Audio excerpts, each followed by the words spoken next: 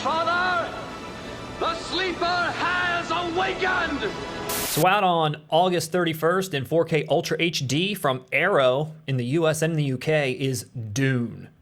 Dune. So once again, Arrow and ZAVVI teaming up, doing their thing, giving you all kinds of options here. A dizzying amount of options, in fact, all of which are limited at this present time. You know how Arrow typically does that, though. Like far down the line, or ZAVVI will down the line, they'll release the regular edition. But right now, everything they're doing is limited.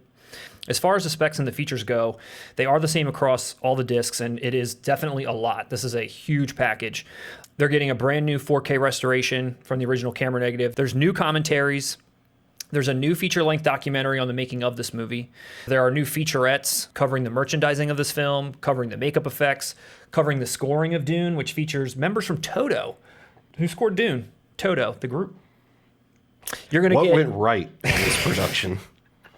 You're also going to get a bunch of legacy stuff, 2003 documentaries on the making of it, a 2005 featurettes including designing Dune, Dune effects, models and miniatures, costumes, 13 deleted scenes with the 2005 intro from Dino De Laurentiis himself, archival interviews and more. It's like everything you could possibly ever imagine for Dune.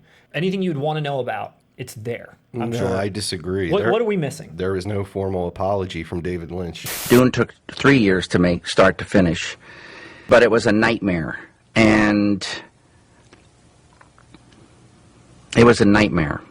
There are 4 separate editions that kind of come in their own different packages that you can decide how you would like your Dune this time around. I prefer mine, Denis Villeneuve. My name is Denis Villeneuve. Me too. So the first, and I guess you could say most standard version of this limited edition 4K set is the regular 2-disc version, which comes in a 4K feature and then also a Blu-ray that has all the bonus material. This edition has a 60-page perfect bound book featuring new writings on the film and a Dune technology glossary. There's a large fold-out double-sided poster featuring the original and new art, which is present on this box. And then you're going to get 6 double-sided postcard-size lobby card reproductions, and then this limited edition packaging with reversible sleeve featuring original and new art. Sandworms. You hate them, right? Then you've got the Blu-ray only version, which is same box, same everything I just said, the 60-page bound book, the lobby cards, all that stuff. But instead of the 4K disc, you're getting just a Blu-ray presentation and then a Blu-ray with extras. So still 2 discs.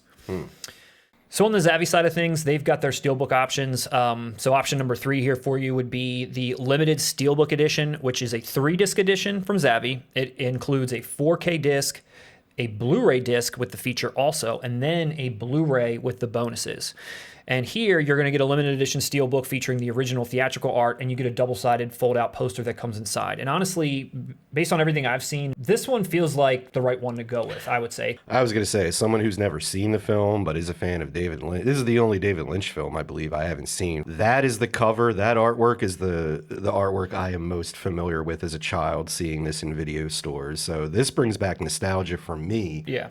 Even though I've never actually seen the film. Then they take it one step further with their deluxe limited Steelbook edition. Again, 3 discs, 4K, Blu-ray feature, Blu-ray with bonuses. This time you're going to get the same 60-page book from the previous Arrow release that we talked about. You're going to get the poster, you're going to get the lobby cards, you're going to get a sturdy limited edition packaging, which is the same as what's on that Steelbook.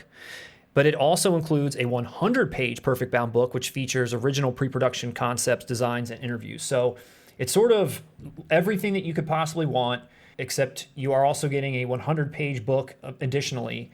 And this time around, you get the Dune original art as the rigid slipcover. So if you want the original art in the slipcover, that hard slipcover box, this is your only option. It's this deluxe one. And I'm sure this one will sell fast. Yeah, I'm sure. It comes out August 31st, so there's still some time. But there's a lot of releases here. They've done a lot. They've put a lot into this.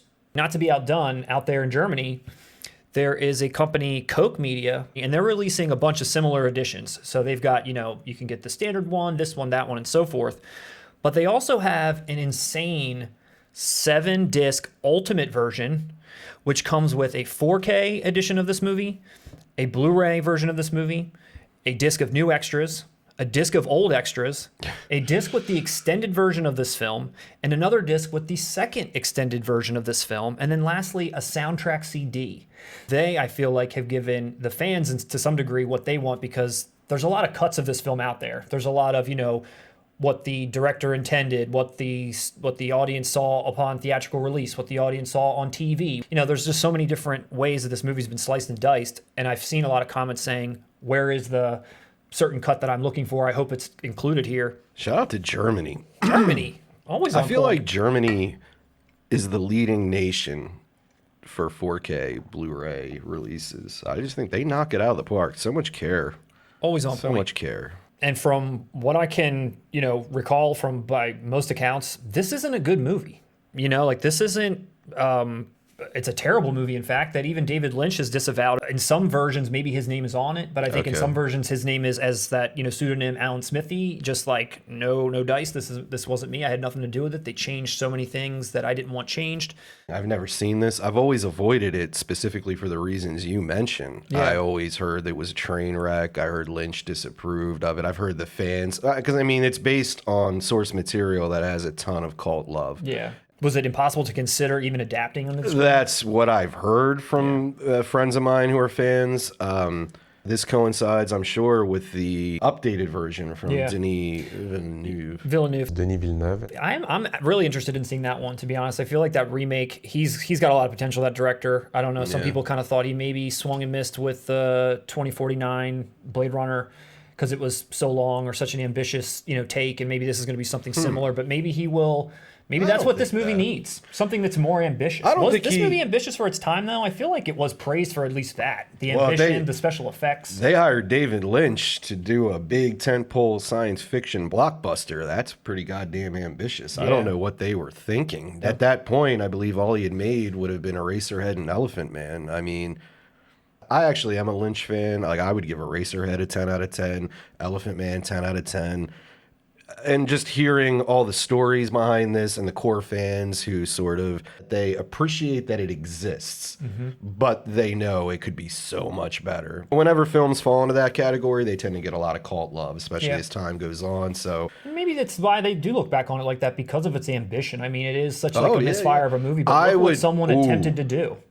Exactly. Any day of the week, I would take a misfire where somebody stuck to their guns and tried to do something than just some middle of the road.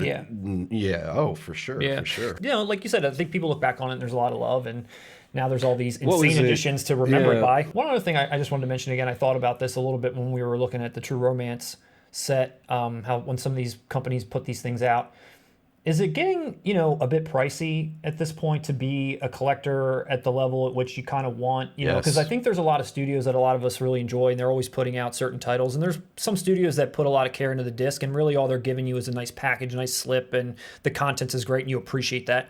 Then you have companies like this that are giving you lobby cards and posters and all this stuff. Do we need all the lobby cards and posters at this point? No. Could we just settle for that awesome rigid box with a slide-in steelbook and maybe a nice little commemorative booklet if you dare? But all this extra stuff, it just keeps jacking the price up, $5 more, $10 more. It's helping them keep the lights on. It's dying. It's physical media. It's dying. You got to pump it up. You either pay this price or you watch it die faster. I don't know. At this point, I think being a collector, support it or don't. Now you're looking at here at least $46.99 for the Extreme Deluxe Edition, and then you get shipping and whatever else, and you're probably close to $50 just to get this movie.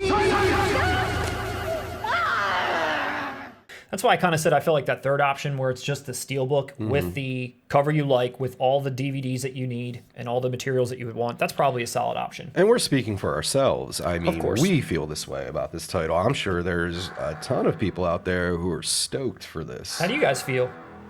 Let us know.